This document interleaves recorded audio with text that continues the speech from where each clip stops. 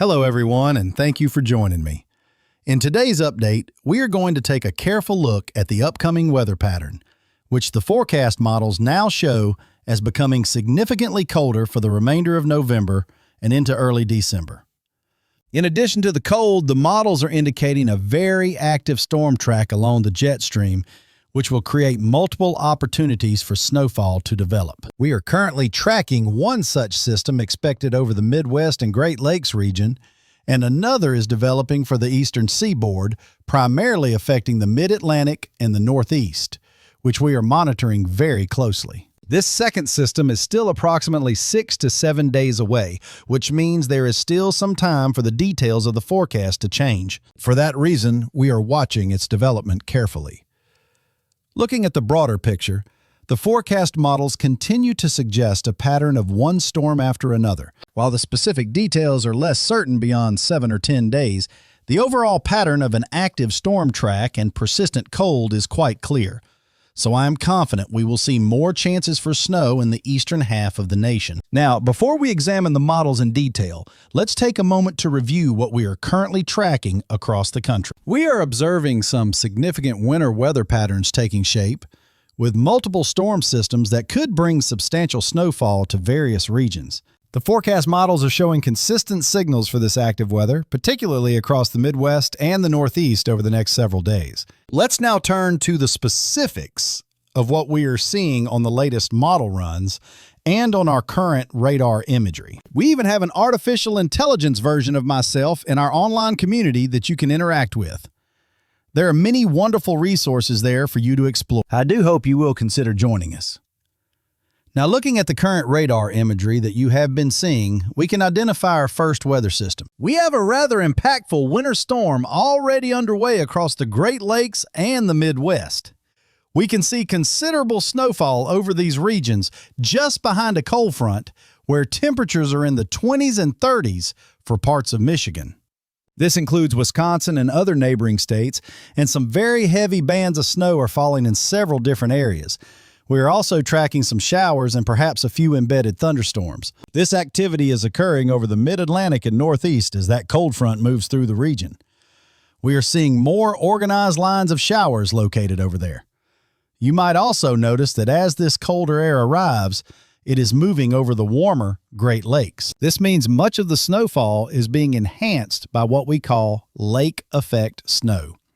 The storm itself is producing snow, and then the lake effect process happening within the storm is making that snow even heavier. There are some areas ahead of the main system where we are already seeing precipitation from the lake effect. I am receiving reports that some of this moisture coming off of Lake Erie is already falling as snow, even with temperatures in the mid to upper 30s. However, as temperatures drop overnight, this precipitation is expected to change over to all snow, as the lake effect machine is truly beginning to get started as we speak. And when we look at Michigan and Wisconsin, the blue shades on the radar indicate heavy snowfall. For parts of Michigan and Wisconsin, the snow is certainly coming down quite steadily. Please let us know what you are seeing. You are also welcome to share your photographs in our online community if you are from these areas. We would be delighted to see your local weather pictures. Let us now turn our attention to the model guidance to see what is on the way. First, we are looking at the newly released 8 to 14-day temperature outlook from the National Weather Service and the Climate Prediction Center. This outlook covers the period from December 4th through December 10th. Previously, these forecasts had shown a ridge of high pressure in the southeast. I, along with many others, believed this southeast ridge would be a factor. I had anticipated that the southeast ridge would be a significant part of the early December timeframe, but the latest models have shifted away from that idea. They now indicate that the incoming Arctic air will be the dominant feature and will take over. So we see a pattern of warmer than normal conditions in the west, which meteorologists refer to as a positive PNA. This pattern actually helps to steer the colder air down into the east, which is reflected in this forecast. There will be a very weak influence from the southeast ridge, and that is why the south central and southeastern states are forecast to have some warmer conditions. However, The main story for the eastern United States will be colder than average temperatures, as the forecast models will now clearly illustrate for us. Let's go ahead and look at those models, starting with the European model. We can see the current winter storm affecting the Great Lakes region. As we move into tomorrow, which is Thanksgiving Day, that storm system begins to lift northward. It will track farther up into Canada, and in its wake, we will continue to see the lake effect snow that we observed on the current radar. This will be a major factor for the next few days, as very cold air will be settled over the eastern states. It is certainly going to be a cold Thanksgiving for many. Then for Friday, also known as Black Friday, the lake effect snowfall and the colder air will remain in place across the east. Meanwhile, our next potential winter storm is already beginning to organize, reaching the central part of the country around Friday and Saturday. Let us look at the time frame as we see this snowfall beginning in the northern Rockies and the northern plains.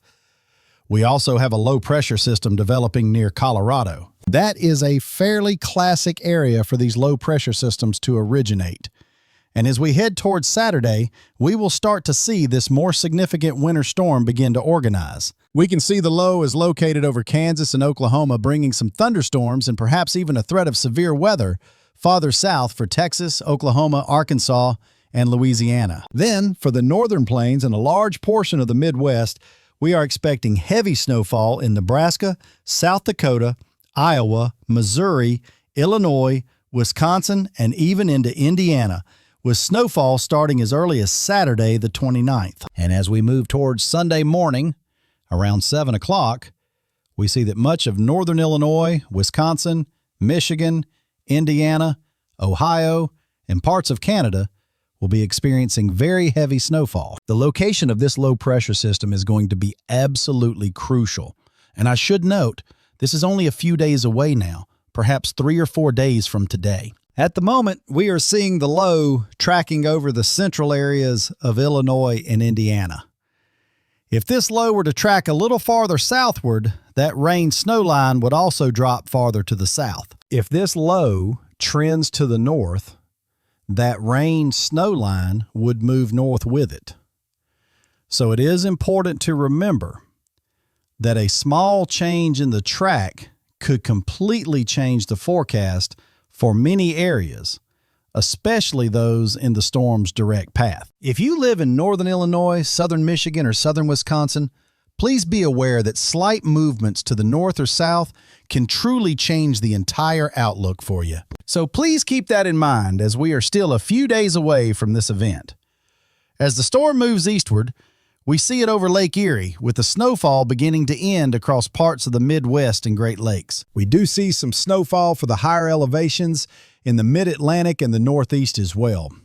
Farther south, showers and thunderstorms will likely continue as more cold air begins to move in. This brings us to Monday afternoon on December 1st. Now, you have likely heard me talk about the southern jet stream in previous videos. As you can see, our northern jet is positioned far to the north. It is moving over a large mass of warm air in the west. This is causing the jet stream to bulge northward over it before it dips down to the south and then moves eastward. We also have the southern jet stream still in play, and that is flowing just to the south of the northern jet.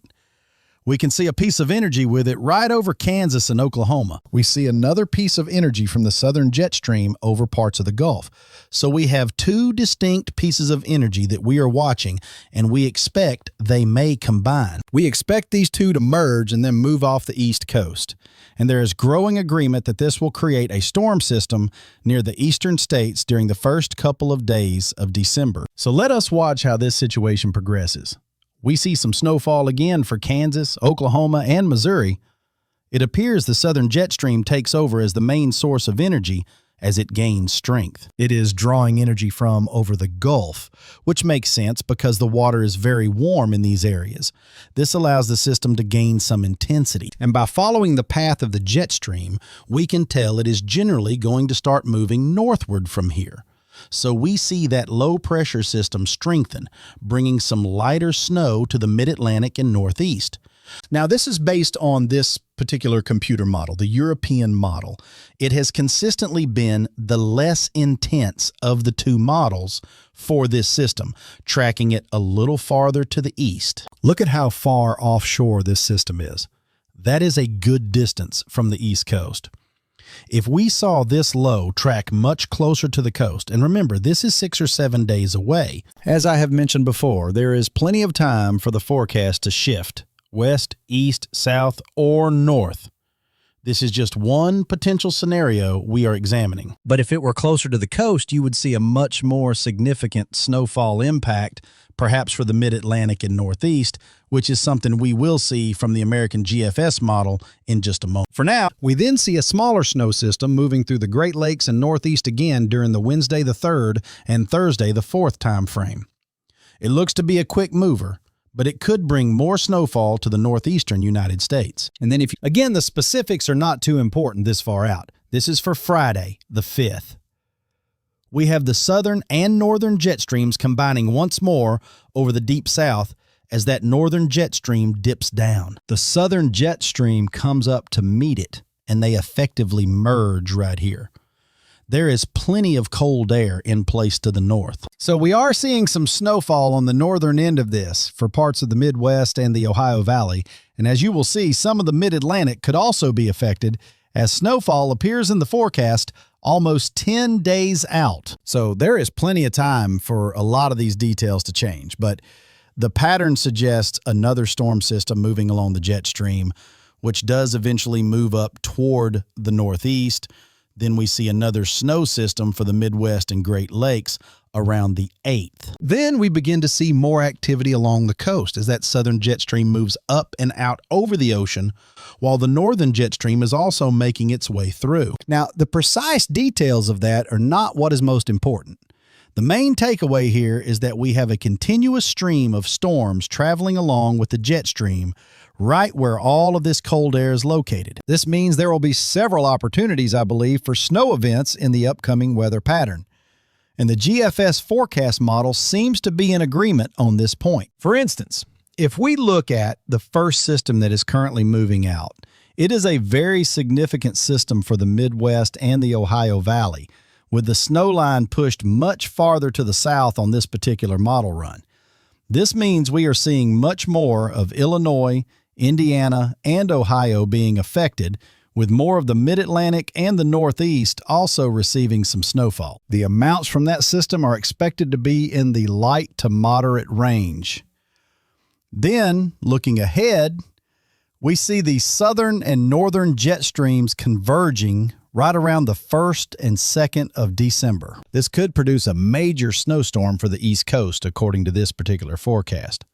The low pressure system is positioned quite a bit closer to the coast, and that is the key difference here, which results in a large portion of the Mid-Atlantic and the Northeast receiving a good amount of snowfall. So you can see this is a very different outcome compared to what the European model is showing. And as you may recall, I have spoken quite a bit about the ensemble forecasts recently. While we will not be looking at those today, it is worth mentioning that there is some agreement among them, as they are also positioning a low-pressure system off the East Coast. This tells us there are still some details that need to be worked out. The bigger picture remains clear. There will be cold air, and there will be a storm. Our job, moving forward, is to carefully track how all of these elements will ultimately combine. There is still plenty of time for things to change, but this certainly presents a significant potential for a major weather event. Looking further ahead, we see more activity for the East Coast, this time with a primary low-pressure system developing along the northern jet stream. Now, there is some energy from the southern jet stream, but notice the separation between them. There is a bit of distance between these two pieces of energy, which is why we do not see another fully developed coastal low bringing snow to the East Coast in this scenario. Instead, we get more of an inland low-pressure system, which brings a wintry mix of precipitation to the Mid-Atlantic and the Northeast, according to this model, followed by very, very cold air. Following that, we see a clipper-type system develop, which is what we call a classic Miller B nor'easter. I mention these from time to time, but the Miller A nor'easter is likely the one that most of you are more familiar with. The Miller A is a storm that originates in the Gulf of Mexico and travels all the way up the East Coast. Our major blizzards often come from those systems, but its smaller counterpart, the Miller B, can also pack quite a punch at times. These systems typically begin as Alberta clippers. As you can see, this one moves down from the Alberta region, traveling southward along the jet stream. Then it tends to move offshore and strengthen as it travels up the coast, usually from a point somewhere in the mid-Atlantic. This pattern typically brings snowfall to the areas located to the north and west of the storm's track. As a result, the southeast is usually not affected by these events, and sometimes even the mid-Atlantic is missed. Classically, the most favorable location for snow from a Miller B nor'easter is going to be New England. We can see this system moving through around the 10, 11, or 12-day mark in the forecast, and this particular one is tracking rather far to the south. Because of that track, we see a good portion of the mid-Atlantic and the lower Appalachian Mountains receiving some snowfall.